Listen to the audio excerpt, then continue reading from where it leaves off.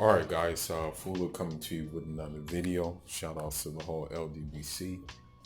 If you like this video, please feel free to like the video. If you like this channel, I invite you to subscribe to the channel and stay in the loop with what we got going on.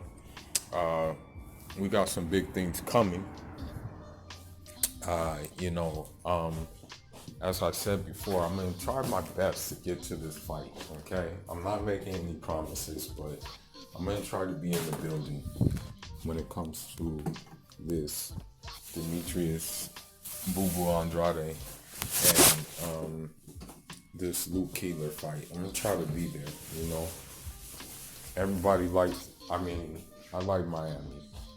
You know, that's one of my favorite cities, is Miami. You feel me? For obvious reasons. But anyhow, basically, what I want to do today is I want to do a review. This is going to be a small review because the thing that I'm reviewing was a small piece of work. But for those of you guys who don't know, you know I am a hip hop head. You know, I like hip hop. You know, and when it comes to hip hop, I mean all types of hip hop. I mean, even the new stuff. As I said in previous videos, I can still get down with some of the new stuff today.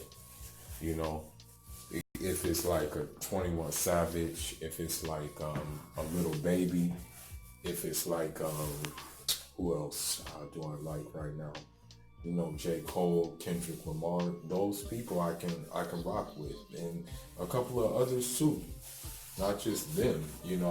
I don't just I just don't say to all the music, you know, that's coming out, although a lot of it is like kind of plastic.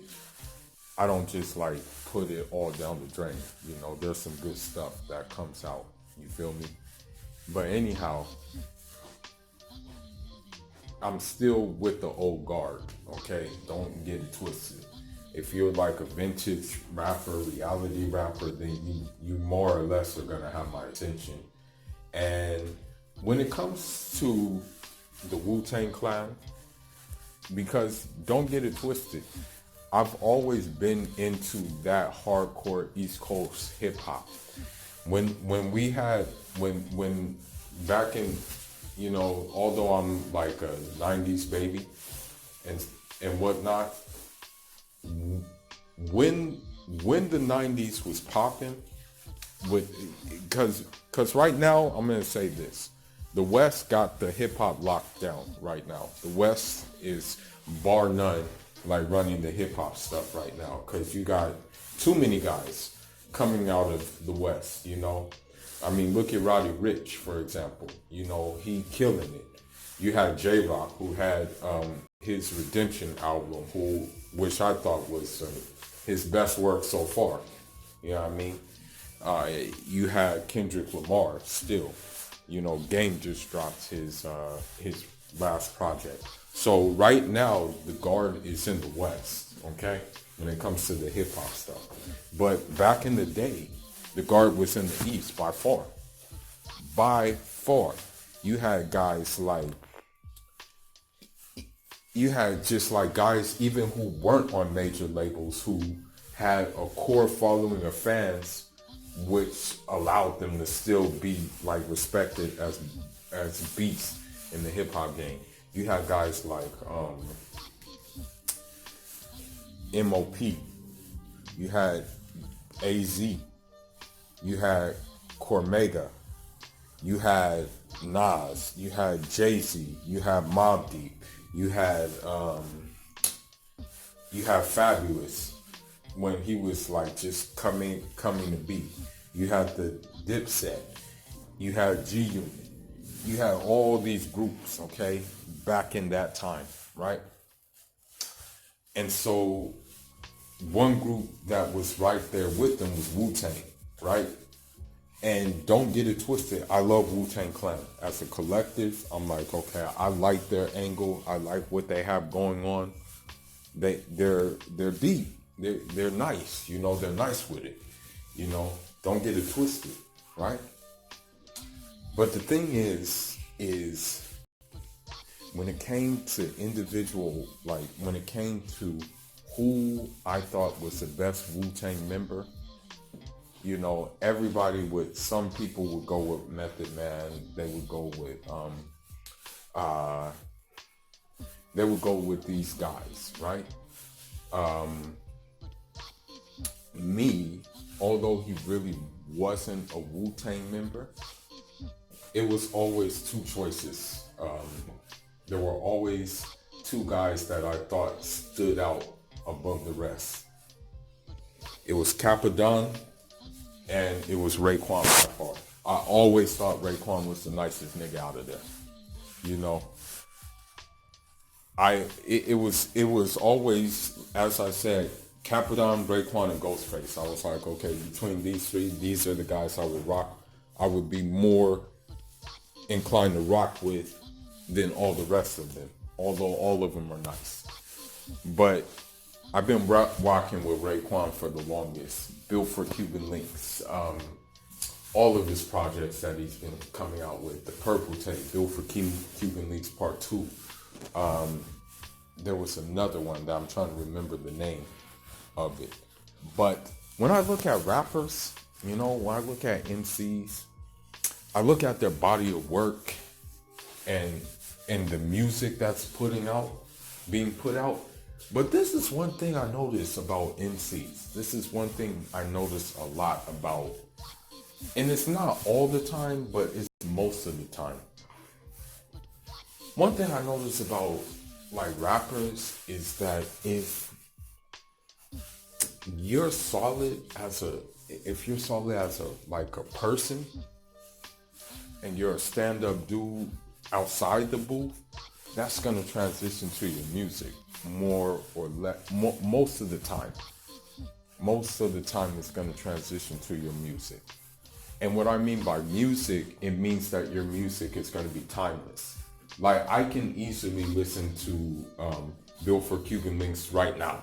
Like I can just go in my playlist and be like, and then listen to that, right?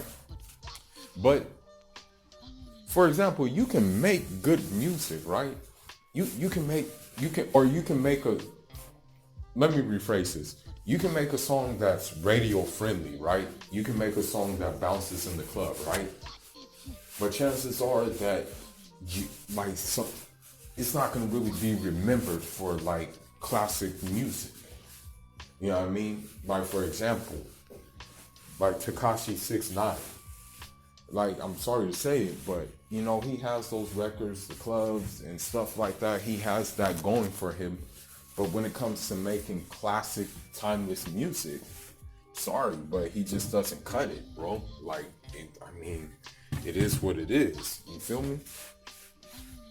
So this is what I'm saying about the whole situation like that. You know what I mean? And so, with that being said, right? Raekwon, he's a veteran. You know, he's came out with many albums. He's collabed with so many people, with the Rick Rosses. He's collabed with the new guys, some of the new guys, I believe, he's collabed with as well.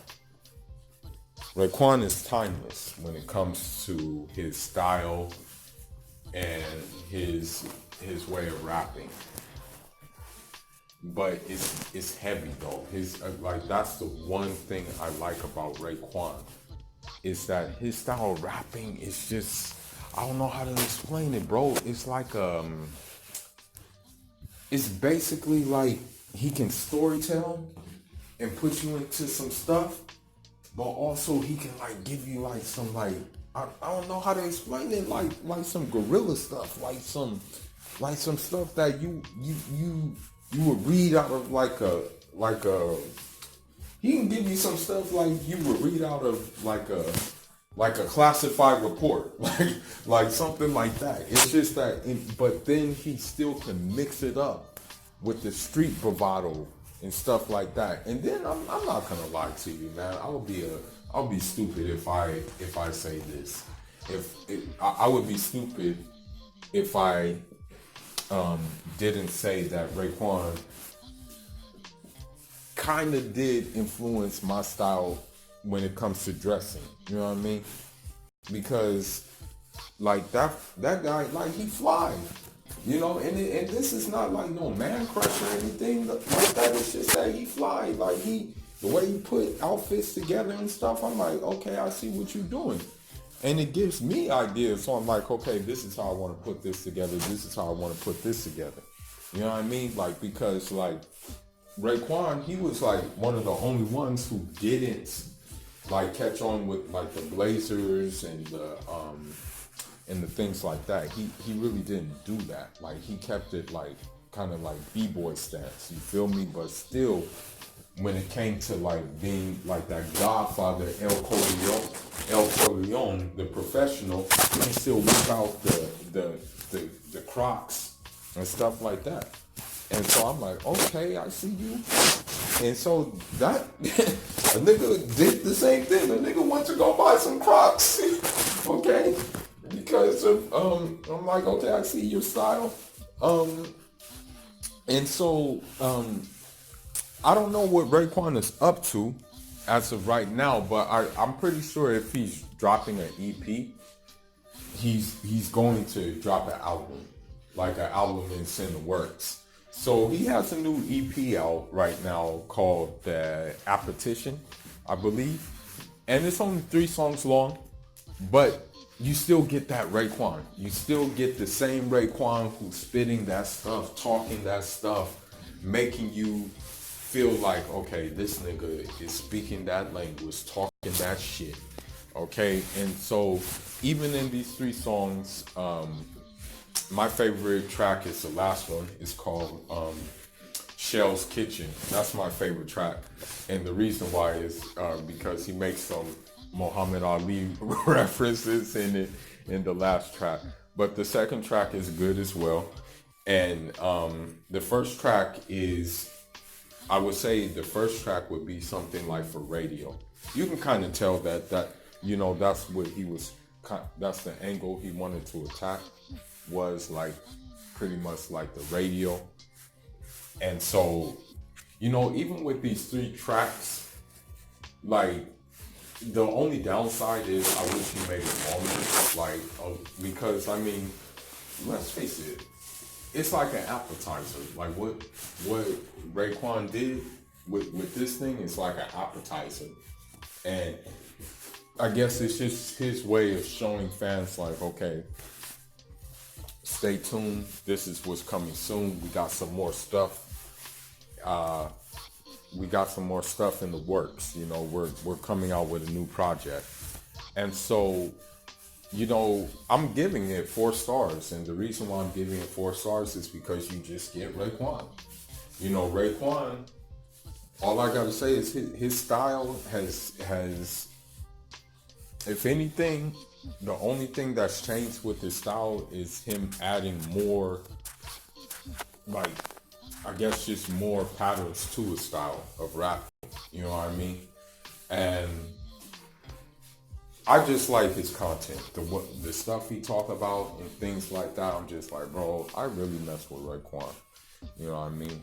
And I just think he nice, bro. And so I hope he dropping a new project soon. You know, we need that Raekwon, because, you know, and this is probably another video in itself, and maybe this is like a live stream discussion as well. This is probably definitely a live stream discussion. But when it comes to rap, like my top 10 dead or alive is kind of different from a lot of people. Like, for example, of course I got Nip Hussle on top 10 dead or alive. You know I'm going to put him on it. And I'm not, and this is just based on music alone. I'm not even counting the stuff outside he did. You know, I'm just saying music alone. But I got him on there. You know, I got dude like AZ on there, Scarface, Black Thought. Raekwon goes on there.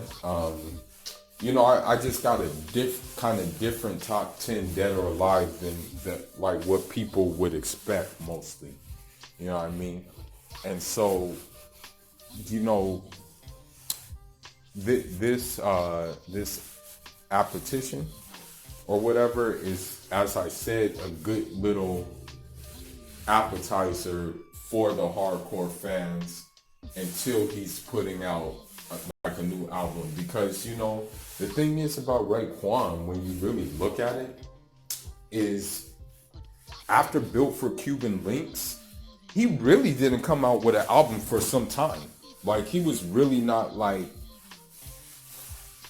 really like on album mode. You feel me? And so with that being said,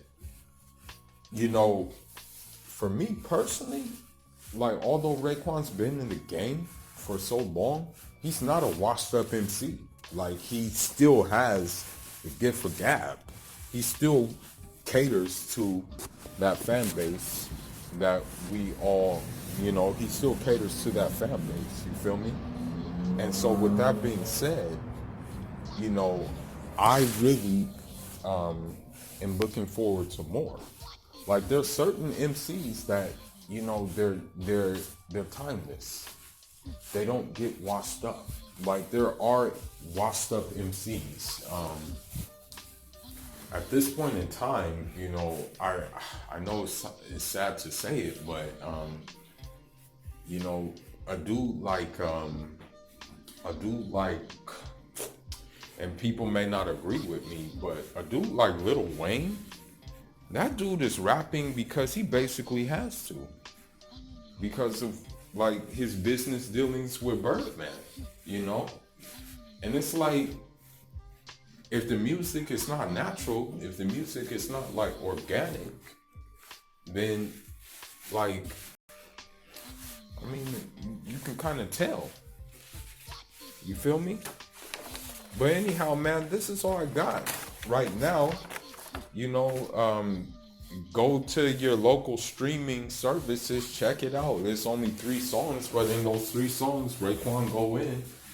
And, the last song is probably the best one, in my opinion, and the first one is pretty good, that could be a potential radio single. And you know what?